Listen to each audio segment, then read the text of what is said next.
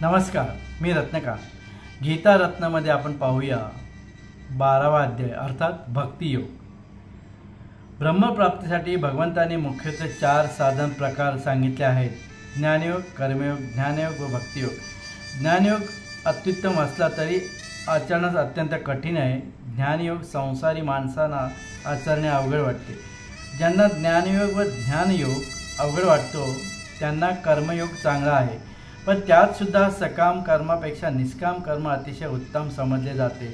मर्म न जाणता केलेल्या अभ्यासापेक्षा ज्ञान, ज्ञानापेक्षा ध्यान व ध्यानापेक्षा सर्व कर्म फलत्याग श्रेष्ठ आहे, कारण त्यागाने लवकर शांतीप्राप्ती होते। म्हणून मन व बुद्धी यावर प्रथम विजय मिळवावा, मग सर्व कर्माच्या फळांचा त्याग करावा, मगच ब्रह्म प्राप्त होते,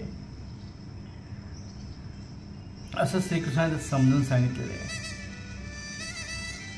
भगवंताला जो भक्त प्रिय अशा सद्भक्ताची लक्षणं खालील प्रकारे सांगितले आहेत: प्राणीमात्रांचा द्वेष न करणारा, निस्वार्थी, सर्वांवर प्रेम करणारा, दयावान, अहंभाव नसलेला, अहंकार नसलेला, सुखदुःखात समभाव असणारा, क्षमावान, समाधानी व आनंदी, जितेंद्रिय, मनोजयी, शरीर ताब्यात ठेवणारा, श्रद्धावान, मन व बुद्धी ईश्वरापर करणारा, अशा अनेक गुण भक्तापाशी असतात।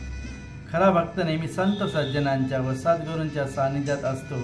त्याच्या मनात रात्रंदिवस भगवंत प्रेमाचा विचार सुरू असतो आणि भगवंत भेटीची इच्छा असते। रात्रंदिवस भगवंताशिवाय त्याला काही सुचत नाही। हा मतितार्थ श्रीकृष्णाने अर्जुनाला समजावून सांगितला। उर्वरित माहिती आपण पुढील भागात घेऊया। धन्यवाद।